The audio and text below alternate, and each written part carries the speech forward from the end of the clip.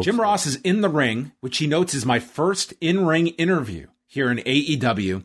And he says that Jericho is one of his longest tenured friends in wrestling, but I think he's made a bad decision, putting his career on the line. It's the final fight on Sunday. Jericho comes out, huge chant, and he says, "Welcome to Chicago is Jericho." A bit of a... He did replace one word with the promo when he came into WWE. Yes, he did, yeah. He brought up 22 years ago, his main event journey began here in Chicago, down the road at the Allstate Arena, and I was recruited by Jim Ross. Ross says, "It's an honor to be here, but why did you choose this stipulation?" Jericho says, "Those are good questions. I will answer them. But first, MJF, you are a piece of shit.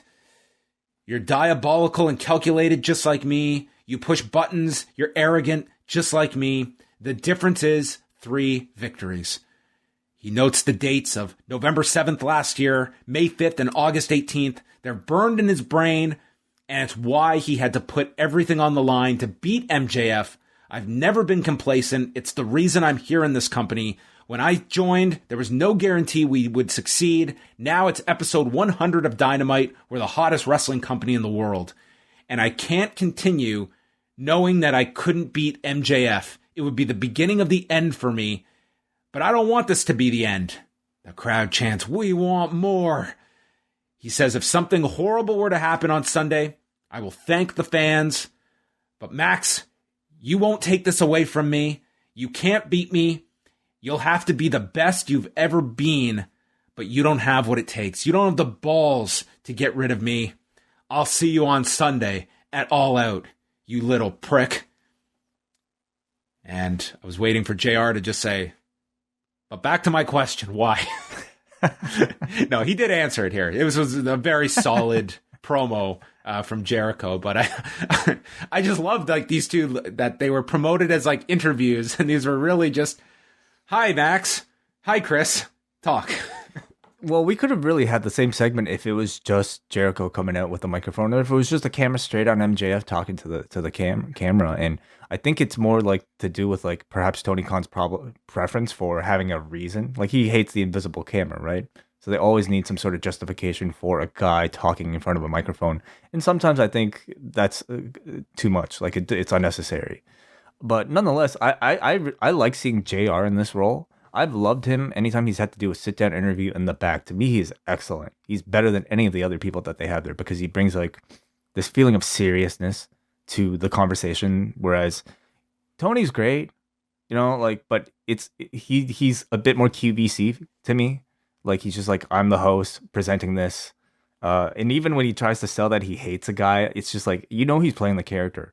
Whereas with Jim Ross, when he speaks and tries to do something, he like slows it down and you believe what he's saying. So I love the way JR set it up here. Unfortunately, we didn't get so much back and forth for me to gauge like how good he is in a live setting, but I have a feeling he'd be pretty damn good. So I'd love to see him transition more to this type of role.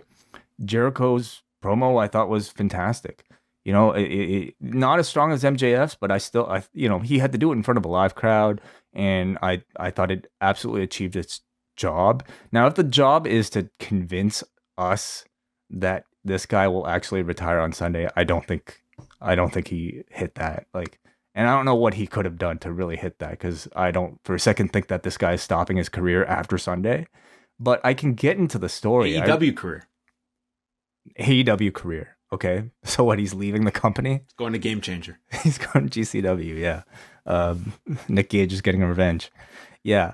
Like, even though I don't buy for a second that he's retiring, I can at least get into the story. I can get into the idea that this character would be willing to sacrifice his career to get this rematch. It just indicates to me how much he hates MJF, and losing to him bothers him.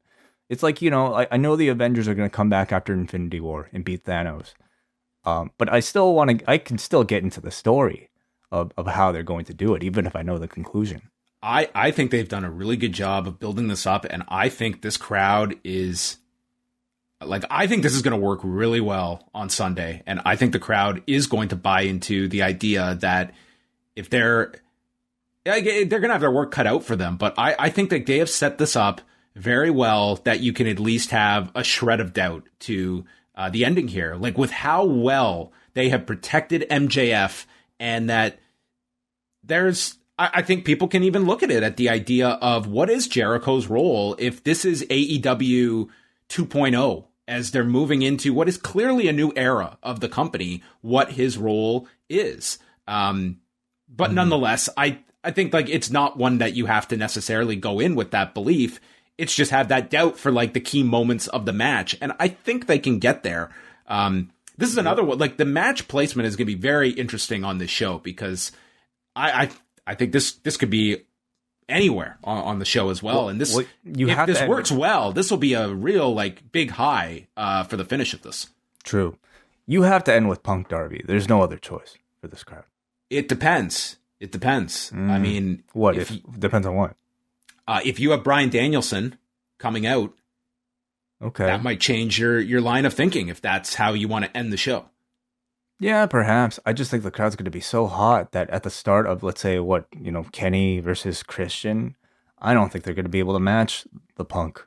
But I agree with you. Like if I'm looking at this, it's Punk and Darby in that final slot, but I can see, I can certainly see different scenarios of what you go with. But yeah, you're absolutely right about this Jericho match, though. I very much think about this like, to me, it's all the Taker WrestleMania matches while he was still doing the streak. It was pretty obvious what the conclusions were going to be, right? Taker's going to win, add to the number.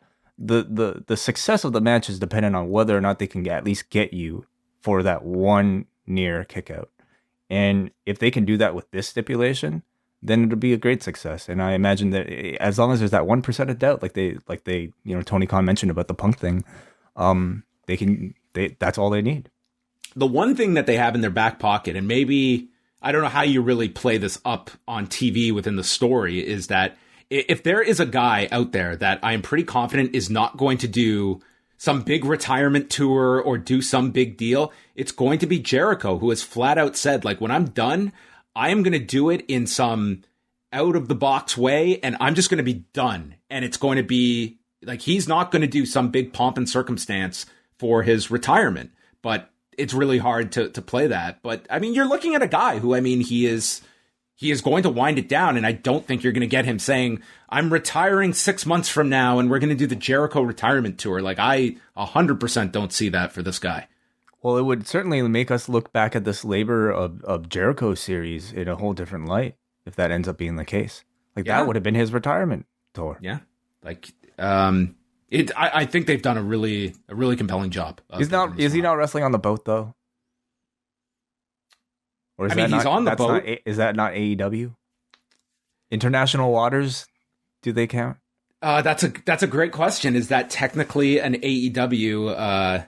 Like maybe he's gonna on international waters. I mean, I don't know how well stipulations hold up there. That's a great question. Okay.